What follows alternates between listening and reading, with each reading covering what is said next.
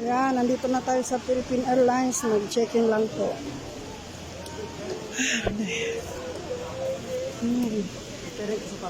Yep. Sana di mo kailangan talaga 32 kilos ka. Kasi nani, itimbang ka po. Mga 7 kilo yun o 8.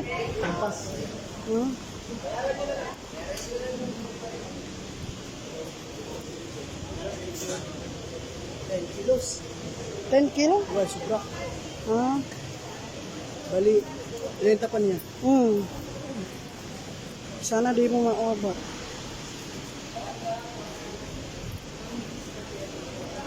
Mabuti na yung kuya yung maaga.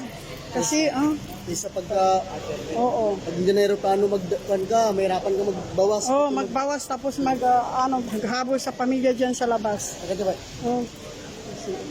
Nga kami rin sa Lurop.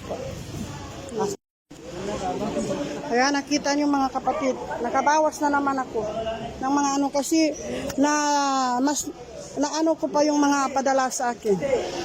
Ganyan ang problema dito sa pagpadala. So, tapos nakakaano rin naman na hindi tayo magtanggap kasi masama naman yung tingin nila sa atin kung yung ibang hindi makakaintindi. Pero wala tayong magawa. Ito na, oh. Ito na lang, oh. Ticket namin.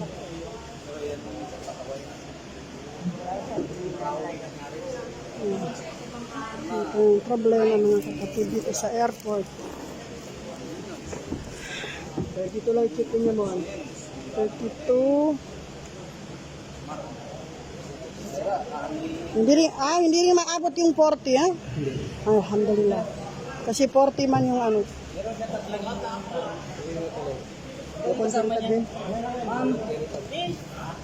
Hindi pwede hindi pwede isama na lang doon. Pwede. Oo, Pakay niya. oo. I-check-in na ito, men. I-check na. 12. Kasi para hindi na ako makadala. Tama. Kasi kaya dinagdagan ko yung Para at pagdating ko. doon, kunin mo na yung 1 carry doon. Oo. Oo. Okay din. Ben, sali mo na ito check-in, Ben. Mabuti naman.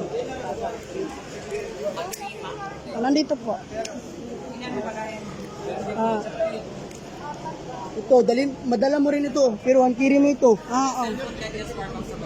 Wala po Ha? May mga lang yung gamit ko. Saan kaya walang ulam yan pag-uo, pinapay pala pa. Wala.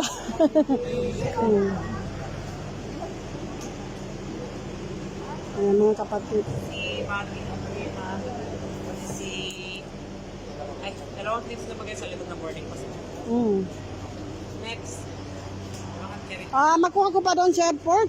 Malamang, may baggage na dalawa. Oo. Sa likod ng bagay, sa likod ng boarding pass. Opo. Patay niya. Ano po yan, ma'am? Dari. Pakanta ba? Sige.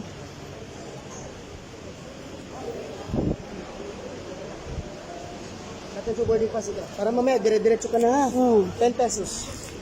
Okay. Sige. Diretso ka na ito ba? Mamaya ito. Uy, hindi nga na oras. Dali, kasi mga 9:30. 9:30. Pa-check-in sa kuna. 10 pesos. 10 pesos.